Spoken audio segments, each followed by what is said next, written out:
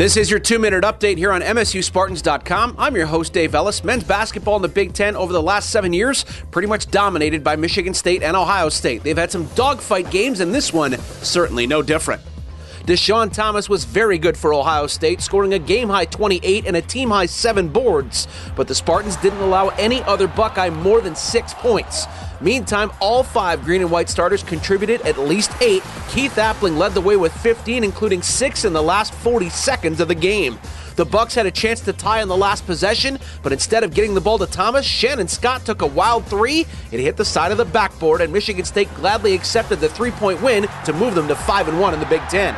We really fought in the last 5 minutes, and we're finding ways to win.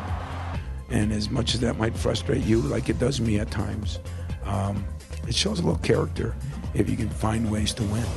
And right now, our program has found some ways to win. Hockey at Ferris for the last time as a CCHA opponent. The Bulldogs scored first just 3.5 minutes in, but Matt DeBlau knocked in a rebound at the 7-minute mark to even it up.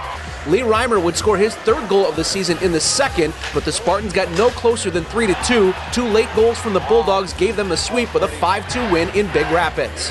When we do make mistakes, it seems to end up in our net, and that, I'm sure at this point of the season it wears on the confidence of our team a little bit, but we have to learn to execute better, with more regularity, and that's a problem for us right now.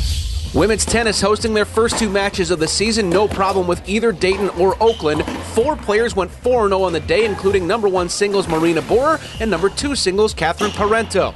The Spartans won both by a 7-0 sweep. They'll play 3 more times in the next week with Eastern Michigan, Ball State, and Detroit visiting. Highlights from the women's basketball game at Indiana and wrestling against Iowa on our next show. That's your 2-minute update. I'm Dave Ellis. You give us 2 minutes, we'll give you the Spartans.